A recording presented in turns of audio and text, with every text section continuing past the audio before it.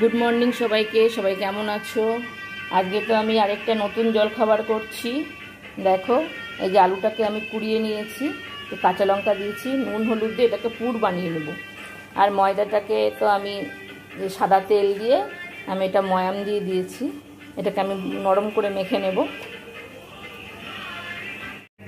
এই আমি আলুর পুরটা তো করে নিয়েছি, আর এই ময়দাটাও মেখে নিয়েছি, দেখো নরম করে। এবার আমি এর মধ্যে পুর ভরবো।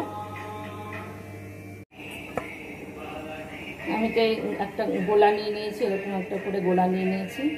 এর মধ্যে একটা করে একটু করে পুর ভরে নিতে হবে, এইভাবে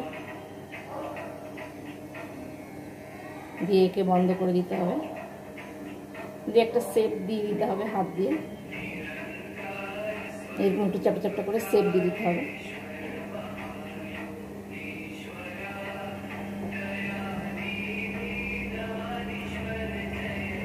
এই যে একটা করে শেপ দিয়ে দিতে হবে, এরকম করে প্রতিটা বানিয়ে নিতে হবে একটা একটা করে। এই একটা হয়ে গেল। এই জলটা ফুটছে, আমি এর মধ্যে এবার এইগুলো একটা একটা করে দিয়ে দেবো, একটু একটু ভাপিয়ে নেব। এই যে ইডলিগুলো তো হয়ে গেছে, এই দেখো সেদ্ধ হয়ে গেছে। এবার আমি এগুলোকে বাটারে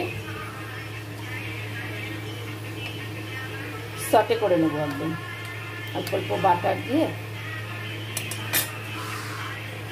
দিয়ে দিয়েছি কড়াইতে, এই চাটুটা তো দিয়ে দিয়েছি উনুনে। এবার আমি একটু করে বাটার দেবো,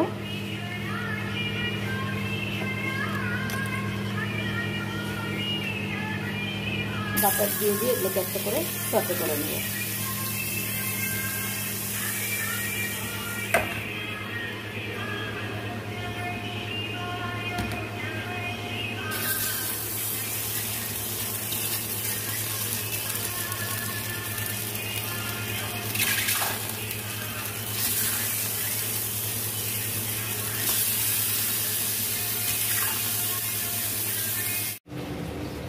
এই যে আমার ইডলিগুলো হয়ে গেছে ভাজা, এই দেখো এরকম করে বাটার দিয়ে দিয়ে একটু করে আমি সটে করে নিয়েছি। তো ডিমের ঝোল রান্না হচ্ছে, এই যে চিকেন কষা, আমার পনিরটা তো রেডি হয়ে